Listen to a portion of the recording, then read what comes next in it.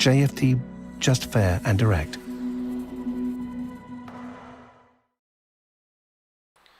Okay, hello and good morning everyone. Welcome to JFD Traders Espresso with me, Darius Anucauskas. Today is the 23rd of April, 2021. So yep, welcome everyone. Welcome to this Friday's morning session where we're going to have a very quick look at the markets, a few of the charts, the usual stuff.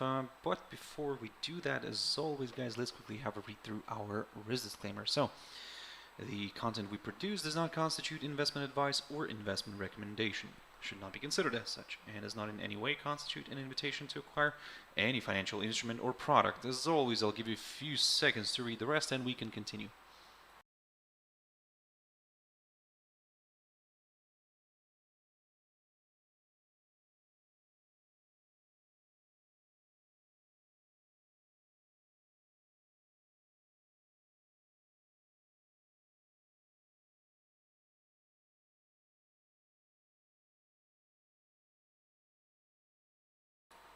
Okay, so now then, also just before we jump into the charts, quick mentioning of our JFD YouTube channel, to which you can always subscribe to in order not to miss any of our upcoming videos, and of course our JFD Bank website, and specifically our JFD research page, which we also update on a daily basis. So yeah, feel free to visit us here on jfdbank.com and click on the research tab right there on the top, guys. So now then, jumping into the charts, the first one I want to pick up here is Nikkei 225. So we managed to climb a bit higher, but still, as you can see here, because it opened with a little gap here to the downside. Yep, it did push, try to make its way up again. However, it wasn't enough for the bulls, and the index remained in the red zone today, and as well, if I'm not mistaken, now it remained in the negative territory for the week. So not very good result here for Nikkei. However, still not all is lost here, because even if it slides lower, as I've mentioned to you this whole week, basically we're still keeping an eye on this upside line taken from the low the 19th of March, which could still provide good support. So even as I said, even though we could see a drift lower here, keep your eyes on this upside line together with the 100-day EMA. Maybe this whole area could still do the trick here for more buyers. Now, in case this is not going to go lower, in case this decides to push north straight away, then as I mentioned before, I'll stick to the same kind of game plan that a push back above the 29,519 territory might be useful here for more buyers, and then yes, we could go for further upside, because at the same time we would be placed above the 21-day EMA and above this key resistance barrier, which previously acted as a fantastic area of support, now could be seen as a good area of resistance. So keep that in mind, guys. I mean, there's still plenty of opportunity here, but if you're, for example, not really comfortable with this whole situation here, well, what you can do is basically for the downside, you can wait until we get a drop lower here and we get a break of this upside line. Then yes, then we could see lower levels being met, because this could change the direction of the medium-term trend, and yep, more sellers could be joining in. However, if we continue to trade above this upside line and then we climb above the 29,519 territory right here, now this is where we could start looking at some higher levels again, but just a small little kind of mentioning here, still would need to keep an eye on this little short-term tentative downside line taken from the high of the 16th of February, just to see how it's going to play out around here. If that gets clear, if this is just, as I said, seen as a tentative line, then yep, further acceleration to the upside could be possible. So that's basically the kind of the situation here. Also, of course, as you know, I mean, if you read the news yesterday, that the markets did sell off closer to the end of the U.S. session. So this is why we got this little gap here to the downside, because of course the Joe Biden decided to propose a new capital gains tax on the rich. So that's almost kind of doubling the what's set up right now. So yeah, the markets didn't like that. The markets took the investors didn't like that. Investors started kind of taking profits, and yep, that's the reason why we saw a bit of a sell-off. Now, again, will this continue? This is another thing, because basically for now I would say don't get too negative about everything, all that, because still it would be a bit of a path to go through until that could take effect. So for now we could still see the market, for example, rallying, well, due to basically the fact that we are in the earnings season right now, and especially going into next week, guys, when we'll have major companies like Facebook, Microsoft, Tesla, Chevron, all these guys reporting their earnings.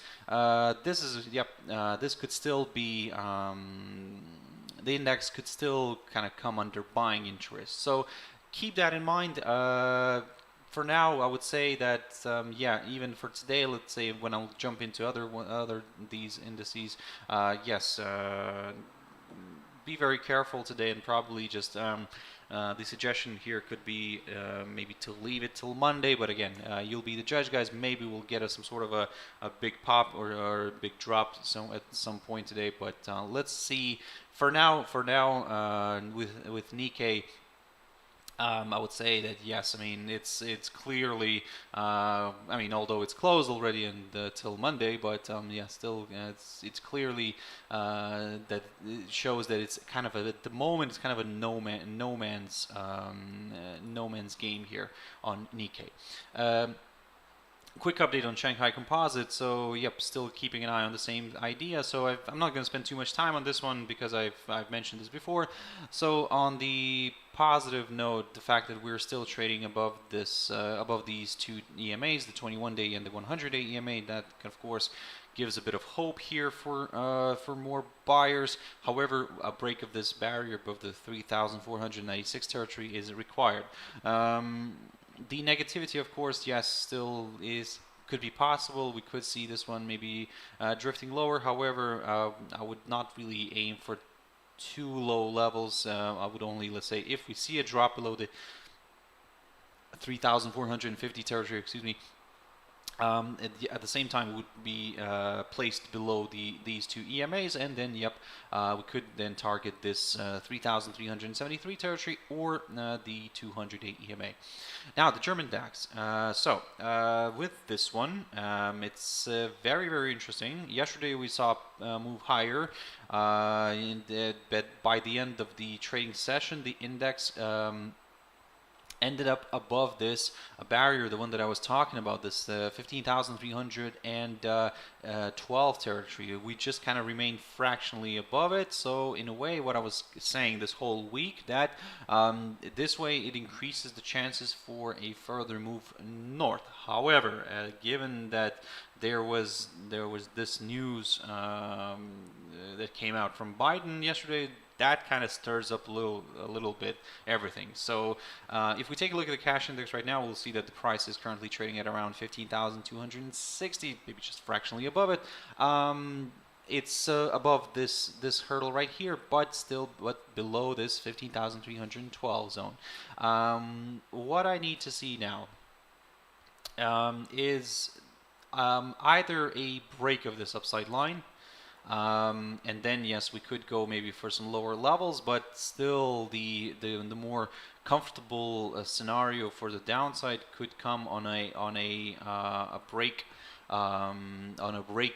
below this 15,072 territory right here, marked by the current lowest point of this week. And then yes, we could go for slightly lower areas.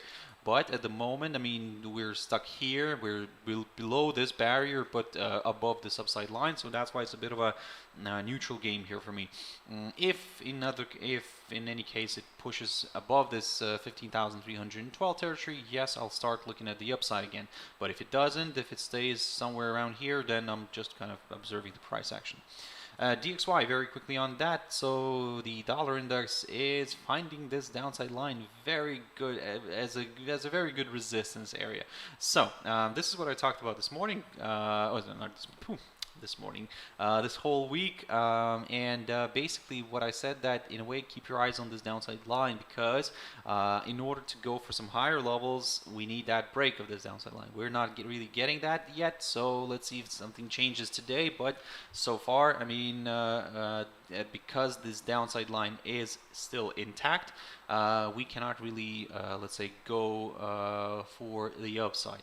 For the downside, yes, there are more chances for DXY to go lower. However, looking at this picture, you can see that this 91.05 territory, or roughly this 91 territory, is providing decent support. So if eventually we get that daily candle staying below the 91.05 territory, yes, we'll start aiming for slightly lower areas, and not too much to the downside, but only up until this upside line taken from the low of the 6th of January. For the upside, I need to see a push above the 91.49 territory right here in order to get a little bit more excited with the upside. Gold. Gold is, okay. A bit of a disappointment here, I would say, but nevertheless, for now, I mean, it seems that this idea that I've drawn yesterday here is kind of working out. So one of the scenarios that I mentioned, that we might see, if we don't see a straightaway push here above this 1797 territory or 98 territory, then we might see a bit of a decline here, and maybe even a drop all the way here towards this downside line, which, if acts as a nice area of support, might be a good place here for the bulls to step in and drive this one higher.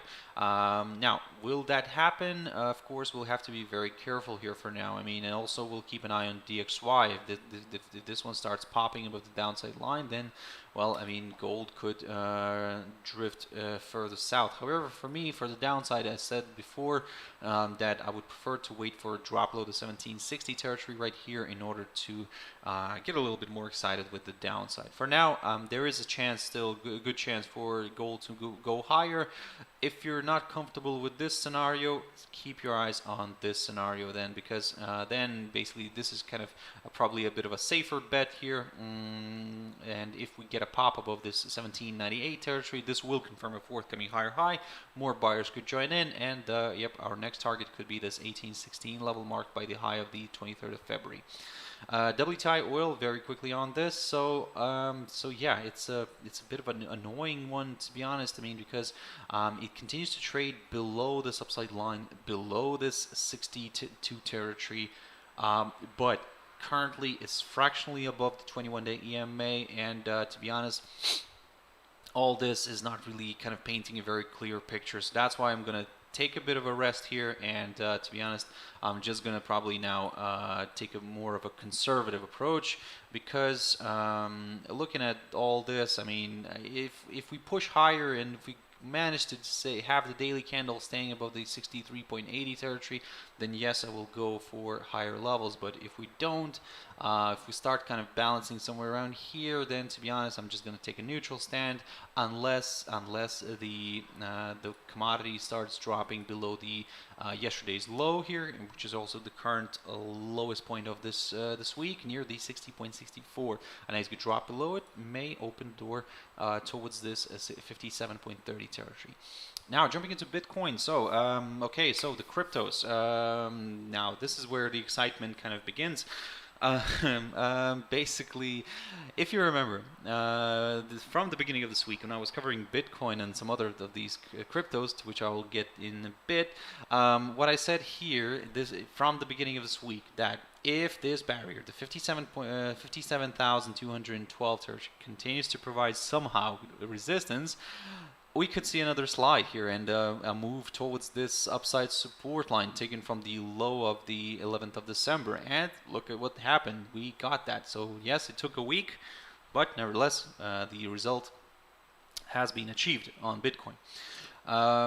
We managed to test this upside line. We managed to even break it. And now what's happening here, we are kind of breaking this 50,000 50,350 territory, marked by the low of the 25th of March here, and we are testing the 100-day EMA as well. So all this is kind of really looking not very good here for Bitcoin. However, we'll keep an eye on today's candle. Maybe by the end of the day it will reverse and travel back above this upside line. If it does that, then maybe we're not really done with the upside. However, for now, guys, I mean, we need to be on the careful side a little bit. And yeah, for now, I would say that there is a chance for this one to drift further south, especially if it drops below that 100-day EMA, where it's currently kind of resting. Ethereum.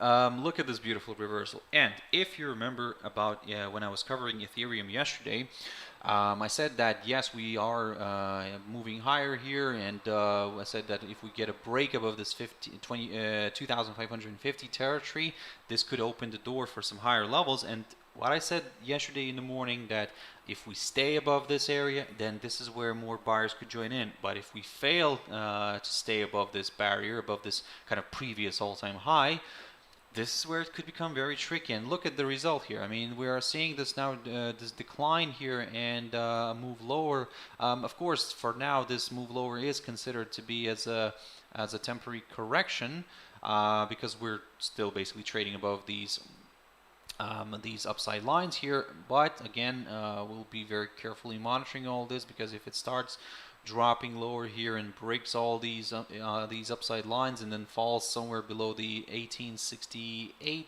level here, approximately around here, maybe even depending on how this is going to move, maybe I would even look at this 1942 43 territory right here, and then yes, lower levels could be met, guys. But for now, let me just put this highlighted area, there we go.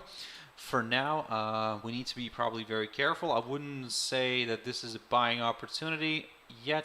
Again, you know yourself better, guys. I mean, but for me, technically, from the technical side, that's not really kind of a good moment here to enter, because again, it's a tricky one, because it could continue sliding, and it does have that potential, especially if it drops below the 21-day EMA further here and stays below that 21-day EMA, then yep, we could go for a bit of a larger correction here to the downside. Don't get me wrong, we might see something like this happening here, like in the end of March, where we also dropped below the 21-day EMA and then we reversed and rallied again. So that's still possible, and that's why we have these upside lines here, which could still provide that support. So, but again, at the moment, I need that reversal kind of signal first before I could go for higher areas. Ripple. Ripple is ripping to the downside, if we can say it this way. Now, although I do like to look at Ripple, Ripple is quite interesting, to be honest, to watch.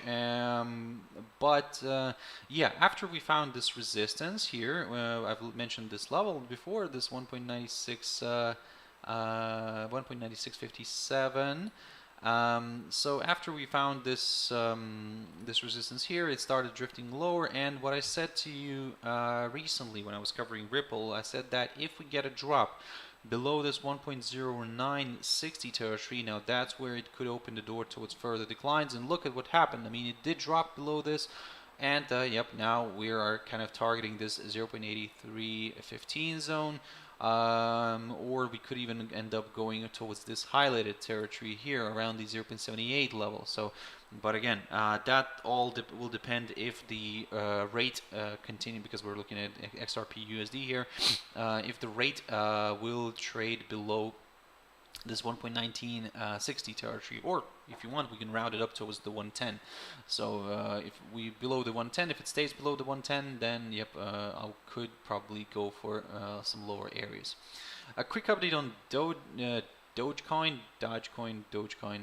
So yeah, basically with this one, yesterday I've mentioned this, guys, to you, and what I said, that it's difficult with some of these cryptos when there's definitely no fundamentals behind it, kind of, and the only thing we can look at here is technical. And for now, I mean, For now, I mean, what I drawn yesterday, I mean, I said that we have this potential triangle, but if it starts breaking out of this triangle and drops through the, for example, through the lower side of it, then yes, we could see lower levels, especially if the rate falls below the 0.2287 territory. And look what happened. It did that. It fell further south here. If it stays below this area, below the 0.2287, and it could, yes, it could still drift further south. If it overcomes the 21-day EMA here shown as the yellow line, it could also, yes, it could continue that drift lower. And the next area of support for me, the good one, of course, is this one, the 0.0888 level here, marked by the high of the 7th of February. So what's going to happen here for now? Again, I'm just going to observe this one, and most importantly, I'm going to keep an eye on this 21-day EMA as well. If we drop below this, then yep, my next target is this 0.0888. But if it holds, maybe, just maybe, we could see a nice reversal here and a push back up here. But again, for now, guys, be very careful, have your stop losses in place, and everything will be fine. Now, jumping into AUD/USD, so this is one of my favorite ones this week. As you can see, why? I mean, this is just beautiful. We keep knocking on this door, and this is from Monday. I mean, actually, no, sorry, not from Monday, but from last week. I started already saying, talking about this level, the 0.7757, and somehow it's acting as a very nice area of resistance. Although of course, the push higher here is kind of kind of halted, also due to the a bit of risk-off environment that which we had this week, yeah, that's why we're not really getting that stronger move higher. However, if that changes today, and if we get a nice move north, then of course keep your in the equities, then keep your eyes on this whole kind of barrier right here. What I need here is a nice daily candle staying above this area in order to go for some higher levels, but we just keep getting these false breakouts, so that's why we're just neutral for now. For the downside, I need to see a drop below the 0.7557 territory in order to go for lower areas.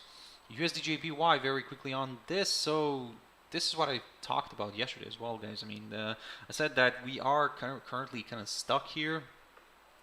We are stuck above this, very close to this upside line taken from the low of the 6th of January, and we are stuck below this downside resistance line taken from the high of the 5th of April. So in other words, we are kind of, I wouldn't say that we're coiling up here. No, I mean, we're just basically stuck. We're not really coiling up here, to be honest. I mean, we're just kind of drifting lower at the moment, but we have approached the key support line. So for now, as I mentioned before, what I need here in order to go for the upside, I need to see a break of this downside line of this here, and also a push above the 108.34 level. If we're not going to get that, then of course keep your eyes on the lower side here. If this upside line gets broken and the rate falls below the 107.55 territory right here, now that's where it could become very interesting for more sellers. GBP/USD. So with this one, in the beginning of this week, I've mentioned that keep your eyes on this 1.3919 level, which after we've managed to break it to the upside here, we traveled higher. We found some resistance just fractionally above that psychological 140 zone near the 1.4009 level, and then we drifted back down. What I said previously, that if this hurdle provides support, then we could see another reversal here back to the upside, but instead we got a drop back below the 1.1319 level, and yep, the pair drifted lower. If I'm not mistaken, the pair is now in the still in the positive territory for the week. Okay. So that's going to be very interesting to watch here today, and certainly, of course, for now, the 21-day EMA is doing its job. Can we see a nice reversal here back above this 1.3919? Well, we'll just have to wait, guys. We will just have to wait and see, because at the moment, I'm going to take a very neutral spot here, and I'm not really going to do much with GBP/USD because, again, this is not my ideal kind of scenario here, and although yes, we are resting right now on the 21-day EMA, there is still positivity, but not really pretty clear, straightforward picture for me. So that's why I'm just going to continue observing this one, and probably it might present itself with better opportunities going into next week. EURUSD. Now this one's interesting. Yesterday I've mentioned this one, and I said that as long as we stay in this little territory right here below this barrier but above this upside line, then yes, we are neutral. We're just observing the price action, and in order to go for the upside, we need that daily candle staying above the 130.67 territory. Well, we didn't really get that. Instead, we had a drift back down. However, this upside line once again provided good support. Will it continue doing that? Certainly, you can see that it was doing that till yesterday, but today, this morning, we already had a drop here. However, we didn't really get a drop below this hurdle, the one that I mentioned as well, the 129.64. We need to see the daily candle dropping below this and staying below this in order to go for lower levels. And by lower levels, I mean then I'm going to target this below the 24th of March here. Actually, also the lowest point of March, is that correct? Nope, that's not the lowest point of March. The lowest point of March is right here, 128.19. And then we'll take it from there. But again, at the moment, guys, I mean, we need to be very careful. Yes, it is looking quite interesting here to the downside, but that confirmation break is required, and let's see if that's going to play out or not. Now, quickly on EURUSD, so still flirting with this upside line here, and yesterday we did get a violation of this upside line, but we didn't really, as you can see, we didn't really drop below this 1.1990 level, the one that I mentioned before. So I need that drop. I need that move below the below that 1.19 territory in order to get a little bit more excited with the downside. So far, I'm not really getting that, and at the moment, you can see that the pair is trying to make its way higher. I will continue targeting the upside here only if the rate continues to balance above this 1.1990. If it starts dropping below it, well, I mean, this could be a bit of a change of game plan. In the short run, of course. So guys, that's it for this session. I hope you found it useful, and I'll have to wrap it up here. If you want to catch my video later on, my Traders Tea Time, where I'm going to cover some of the US indices, some of these instruments as well, just to see how we perform during the day. But yeah, guys, I hope you have a fantastic trading day. Stay safe. Have your stop loss in place, and everything will be fine. Thank you very much, and bye-bye.